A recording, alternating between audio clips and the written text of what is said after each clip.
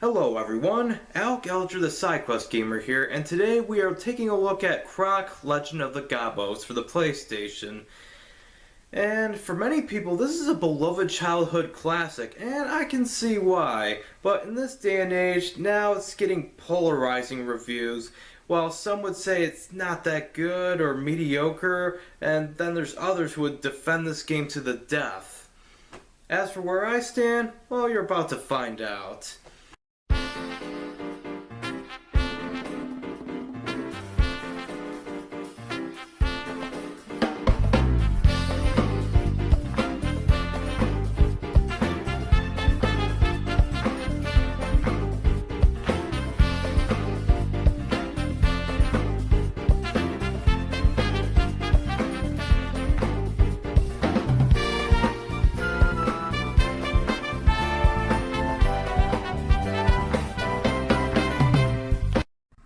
Croc, Legend of the Gobbos, or is it Gobbos?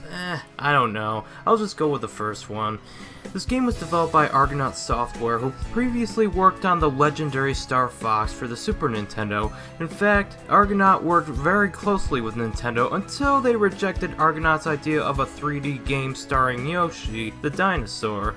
So, guess what that idea became?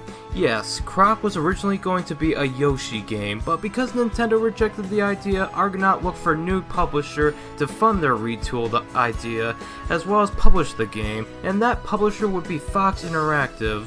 This game was released in the year of 1997 in all regions for the Sega Saturn, PC, and PlayStation. There was also a Game Boy Color version, which was vastly different, and I heard it wasn't that good, but I'll look into that version someday. So, Croc is a 3D platformer, and I don't use that term lightly. It's in 3D, and there's a lot of floating platforms. In fact, that's what Croc has going for it the most.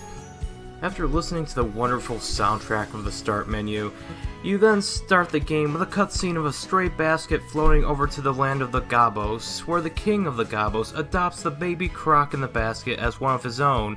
Then one day the evil Baron Dante, for no explanation, invades the land with the help of his army of Dantinis. And they kidnap all the Gobbos, but Croc escapes and sets out to rescue all of them, including the king. It's funny that with games that have legend in the title, it's always the legend of the person who's in distress rather than the hero.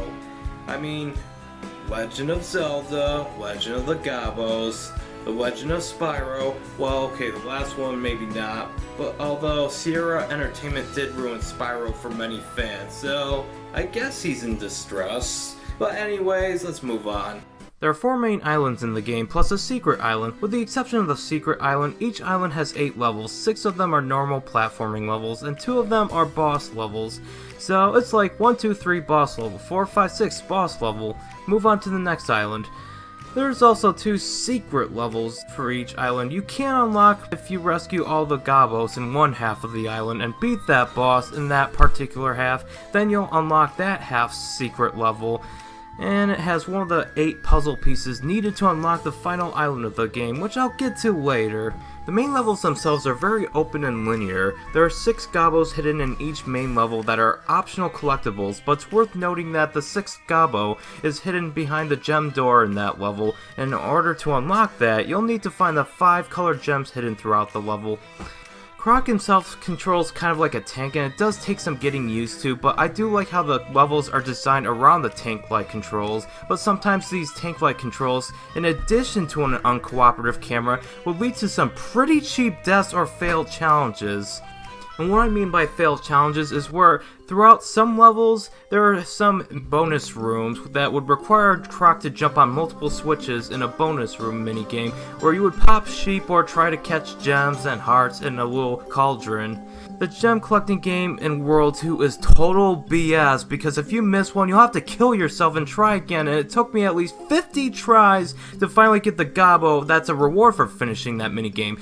So more often than not, after getting 5 Gobbos and 5 colored gems, I would screw up that minigame and not get the Gobbo on the last life after a series of suicides that reset the challenge. This could have been programmed better. But luckily these BS challenges are far and few in between. Out of like the 100 plus Gobbos you had to collect for it to complete the game, only like 5 or 6 were total BS to collect. But as for the level design, it's very basic, as it's mostly floating platforms to jump on, some spinning, some frozen in place, and some that would collapse under you if you stay on it for too long, but these levels kind of repeat themselves. Not where one level is identical to the other, but they all kind of look the same. I do wish these levels had a little more variety to their design. I mean, yes, there is the occasional monkey bar segments, but it's nothing too interesting to spice up the gameplay. And I have to say the same for the bosses. I will say that they have more thought put into them than Spyro 1's bosses, but other than the game's final boss, Baron Dante, all the bosses you just have to use your spin attack on 3 times and they're defeated.